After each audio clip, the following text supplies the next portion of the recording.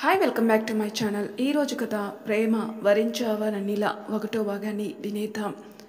హైదరాబాద్ మహానగరం hitech city దగ్గర 13 అంతస్తులు గల ఎత్తైన బిల్డింగ్లో 12వ అంతస్తులో మీటింగ్ రూమ్లో 6 అడుగుల ఎత్తైన మనిషి, సుమారు 26 సంవత్సరాలుంటాయి.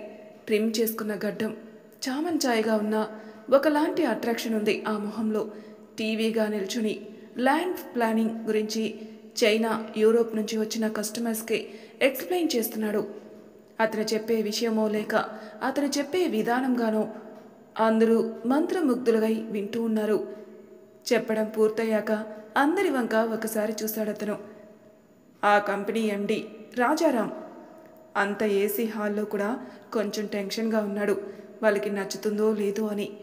చైనాకి చెందిన షింగ్ యాంగ్, యూరోప్కి చెందిన పీటర్ ఒకరి మొహాలొకరు చూసుకున్నారు. ఇద్దరూ మెల్లిగా ఏదో మాట్లాడుకున్నారు. ముందుగా షింగ్ యాంగ్ మాట్లాడుతూ గొంతు సవరించుకుంటూ, వెల్ డన్ యంగ్ మ్యాన్, మీ డిజైన్స్ అన్నీ మాకు నచ్చాయి. మీ స్పీచ్ వండర్ఫుల్, చాలా బాగా నచ్చేసింది. మాకు ఈ డీల్ నచ్చింది. మేము రెడీగా ఉన్నాం. ఈ కాంట్రాక్ట్కి సంబంధించిన అన్ని పేపర్స్ పైన సంతకం చేసి ఇస్తాడు. పీటర్ కూడా నవ్వుతూ సంతకం చేస్తాడు. తనకి ఇష్టమే అన్నట్టు రాజారాంకి పట్టలేనంతగా ఆనందంతో sure sure, thank you so much అని అతని వంక చూస్తాడు. అతను రాజారాం వంక చూసి సక్సెస్ అని బొటనవేలని చూపిస్తాడు. కస్టమర్స్ వెళ్ళిపోయాక రాజారాం హడావిడిగా మీటింగ్ రూమ్లోకి వస్తూ అతని చూసి గర్వంగా, I am really proud of you Ram. నువ్వే కనుక లేకపోయి ఉంటే ఈరోజు మనకి ఇంత పెద్ద డీల్ వచ్చేదే కాదు అని భుజం చుట్టూతా చెయ్యి వేస్తూ అంటాడు. రామ్ చిన్నగా నవ్వుతూ, అందులో నాదే ఉంది సార్, వాళ్ళకి మన డిజైన్స్ నచ్చాయి అంతే అంటాడు. అలాగే రామ్ చేయి పట్టుకుని రాజారాం బయటికి వస్తూ ఆఫీస్ స్టాఫ్ ముందు, మై డియర్ స్టాఫ్, ఈరోజు మనకి చాలా పెద్ద డీల్ వచ్చింది. 20 crores ప్రాజెక్ట్. మీ అందరికీ 10% హైక్ ఇస్తున్నాను. ఆఫీస్ అంతా చప్పట్లతో మారుమ్రోగుతుంది. బై ది వే, రేపు మనకి పార్టీ ఉంది. So ladies and gentlemen, enjoy the party. Rajaram ఇంకా సంతోషంతోనే రామ్ వంక చూస్తూ నెమ్మదిగా, నీకు శాలరీ హైక్ 50% పెంచుతున్నాను అంటాడు. రామ్ ఎప్పటిలానే చిన్నగా నవ్వి ఊరుకున్నాడు. రాజారాం ఆశ్చర్యంగా, అదేంటయ్యా, శాలరీ పెంచుతున్నానంటే ఇంకోడైతే ఎగిరి గంతేస్తారు, నువ్వేంటి అలా చిన్నగా నవ్వుతావు, నీ గురించి కాదన్నట్టు అని అంటాడు రాజారాం. జీవితంలో ఏది అడిగి పొందినది కాదులే సార్, మనది అని అనుకుంటే ఉంటుంది, కాదు అంటే కాదు అని తన చాంబర్ వైపు వెళ్ళిపోతుంటాడు రామ్. రాజారాం గారు రామ్ వెళ్తున్న వైపే చూస్తూ తనలోనే తాను అనుకుంటాడు, ఏంటో ఈ పిల్లాడు ఎప్పుడూ తన లోకంలోనే ఉంటాడు, అసలేంటో అర్థం కాడు. ఇంతలో రామ్ రామ్ అని ఎవరో పిలుస్తున్నట్టుంటే వెనకాలకి చూస్తాడు రామ్. చూస్తే షీల పరుగులాంటి నడకతో వస్తూ రామ్ చెయ్యిని పట్టుకొని, రామ్, ఇంత పెద్ద డీల్ రావడానికి నువ్వే కారణమని నాకు తెలుసు, మరి మాకు పార్టీ ఇవ్వవా అని గోముగా అడుగుతుంది. రామ్ నవ్వి అలాగే అని అంటాడు. షీల రామ్కి అడ్డుపడుతూ, ఇస్తా అంటే సరిపోదు హీరో, ఈరోజే మాకు కావాలి అని డిమాండ్ చేస్తుంది కళ్ళెగరేస్తూ. రామ్ చేతికున్న రిస్ట్ వాచ్ చూసుకుంటూ, సారీ షీల, ఈరోజు నాకు చాలా ముఖ్యమైన పనుంది, కావాలంటే రేపిస్తాను, కానీ ఈరోజు మటుకు కుదరదు సరేనా అని షీలాకి ఇంకో మాట మాట్లాడనివ్వకుండా వెళ్ళిపోతాడు. షీల రామ్ వెళ్తున్న వైపే చూస్తూ ఉంది. మెడలోని చైన్ని మునివేలతో తిప్పుతూ, హ్యాండ్సమ్ హీరో, ఇంత మంచి ఫిగర్ ముందుంటే పని పాట అనుకుంటూ వెళ్ళిపోతావేంటి, వెళ్ళు వెళ్ళు, ఏదో రోజు నిన్ను నా బుట్టలో పడేస్తా అని అక్కడి నుంచి వెళ్ళిపోతుంది. చాంబర్లోకి వెళ్ళిన రామ్ ఫైల్స్ అన్నీ రెడీ చేసి కబోర్డ్లో దాచి లాక్ వేస్తాడు. టైం చూసుకునేసరికి అప్పటికే మధ్యాహ్నం 1 గంట దాటుతూ ఉంటుంది.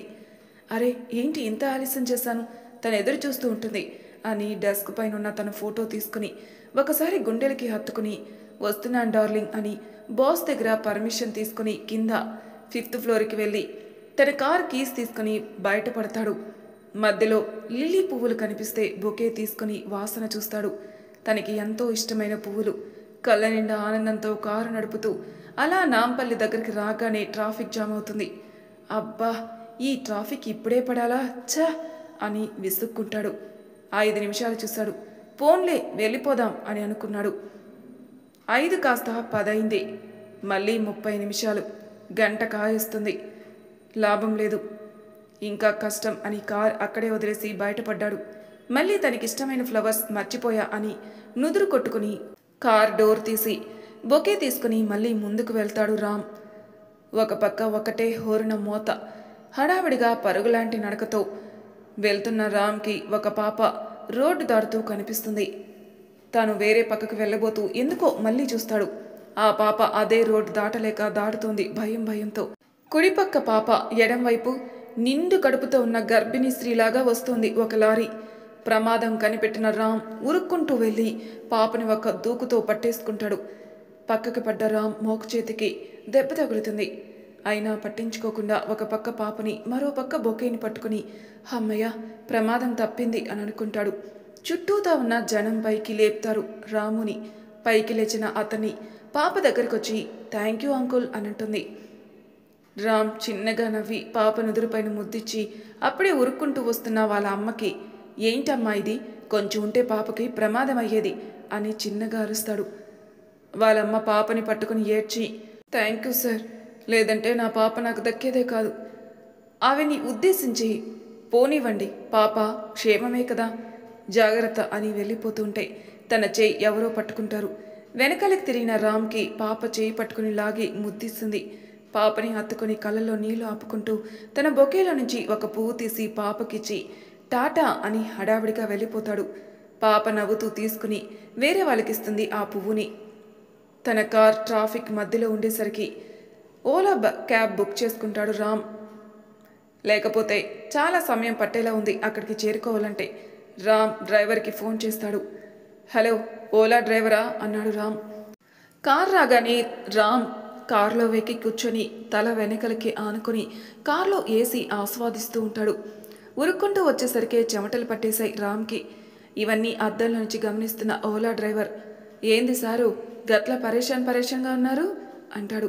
రామ్ కళ్ళు మూసుకొని ఏం లేదు భయ్యా, కొంచెం తొందరగా పోవాలి, అందుకే ఉరుక్కుంటూ వచ్చా. ఏం సారు అంత అర్జెంటా, పువ్వులు కూడా తెచ్చుకుండ్రి? ఓ మీ గర్ల్ ఫ్రెండ్ కోసమా, నవ్వుతూ సమజైంది అంటాడు ఆ డ్రైవర్. రామ్ నవ్వి ఊరుకున్నాడు. కొంచెం దూరం వెళ్ళాక సార్ యాడాపాలి అంటాడు. రామ్ దారి చెప్తాడు. కొంచెం ముందుకు వెళ్ళు, ఇక్కడే లెఫ్ట్ తీసుకో, కొంచెం పక్కకు తీసుకో, ఇప్పుడు ఆపు అని ఆపుతాడు. రోడ్ అంతా చీమ చిటుక్కుమన్నా వినిపించేంత సైలెంట్గా ఉంది. రామ్ పర్స్ తీసి డబ్బులు ఇస్తాడు. డ్రైవర్ డబ్బులు తీసుకుంటూ చూశాడు.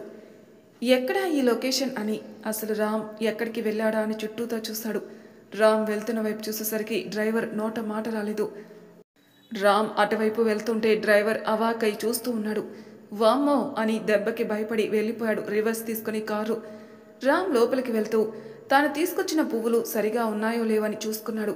అమ్మయ్య బాగానే ఉన్నాయి అని అనుకుని లోపలికి వెళ్ళి అక్కడ ఒక చోట ఆగి కూర్చొని తాను తెచ్చిన పువ్వుల్ని ఇస్తూ బేబీ నీకోసమే, నీకిష్టమైన లిల్లీ పువ్వులు బాగున్నాయి కదా, ఏంటి ఆ బుంగమూతి అలిగావా, ఓ లేట్ అయిందనే కదా, ఏం చేస్తాం బేబీ, వచ్చేటప్పుడు ఫుల్ ట్రాఫిక్ జామ్, అబ్బో అదంతా ఈదుకుని వచ్చేసరికి ఇదిగో ఈ టైం అయింది, ఏంటి బేబీ రెస్పాండ్ అవ్వట్లేదు అంటూ తనలోని తాను అనుకుంటూ ఇంకెక్కడ లేట్ అయిందబ్బా అని అనుకుంటూ మళ్ళీ గుర్తుకొచ్చి మధ్యలో ఒక పాప పాపం రోడ్ దాటుపోతుంటే ఎదురుగా లారీ వచ్చేసింది, కొంచెం ఉంటే ఆ లారీ గుద్దేసేది, అందుకే తనని ఆ యాక్సిడెంట్ నుంచి కాపాడి వచ్చేసరికి ఇదిగో ఈ టైం అయింది బేబీ, ప్రామిస్ అని ఒట్టు వేశాడు అక్కడ.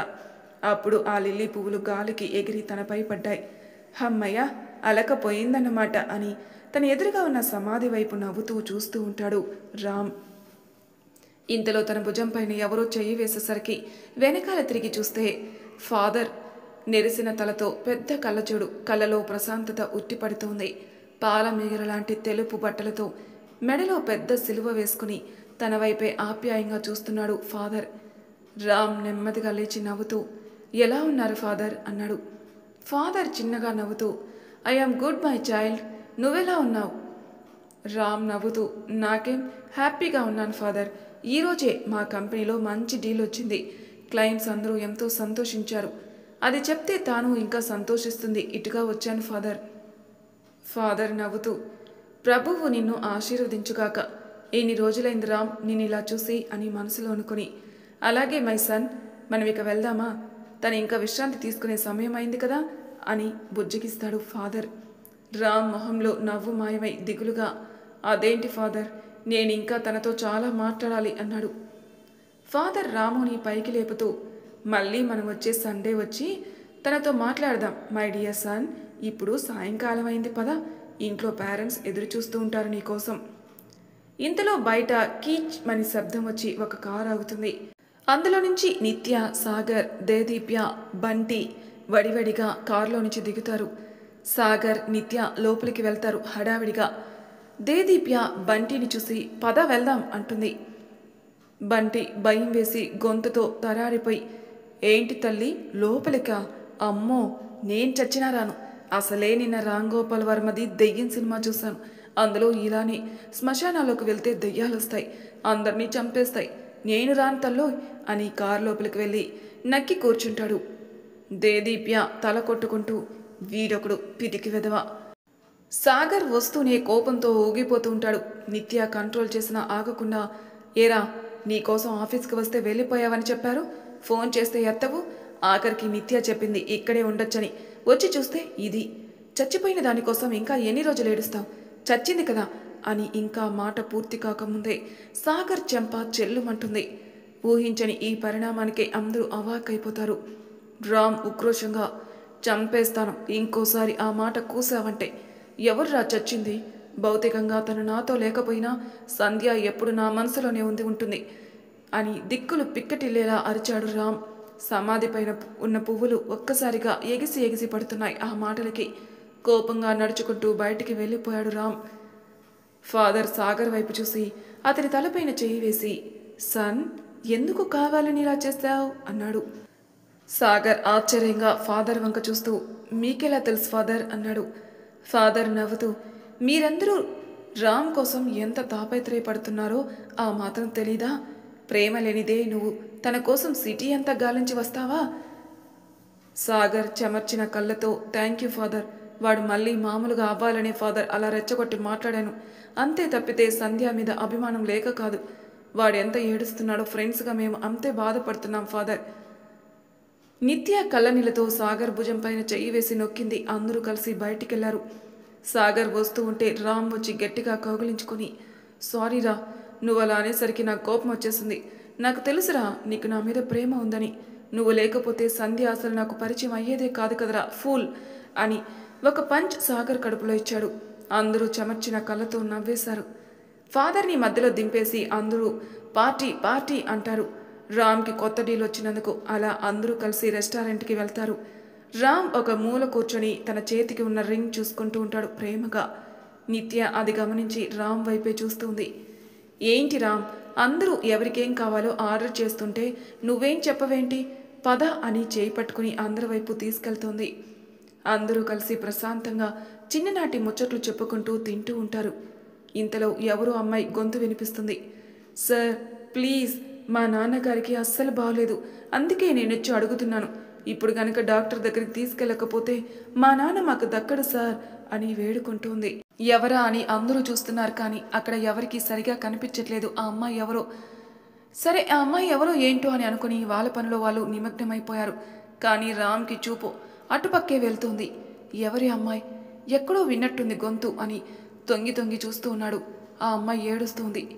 చిచి, ఏంటి జనాలు కనీసం అమ్మాయి బాధపడుతుంటే కనికరం లేకుండా ఏడిపిస్తున్నారు.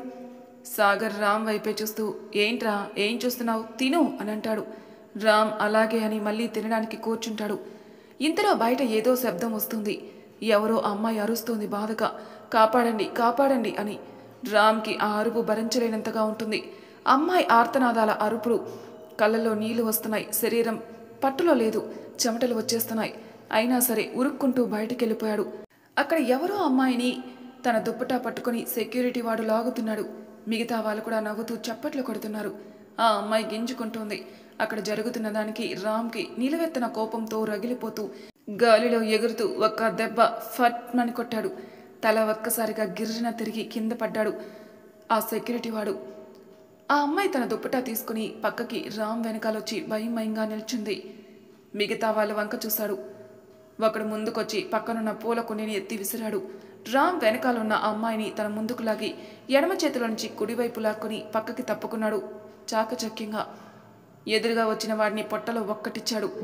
బాధతో మెలికలు తిరుగుతూ కింద పడిపోయాడు. మిగతా వాళ్ళకి మంచి డోస్ ఇచ్చి అందరినీ నేల కొలుస్తాడు. ఒకడు భయపడి పారిపోతాడు. అన్నా నన్ను వదిలే అన్నా అని వేడుకున్నాడు.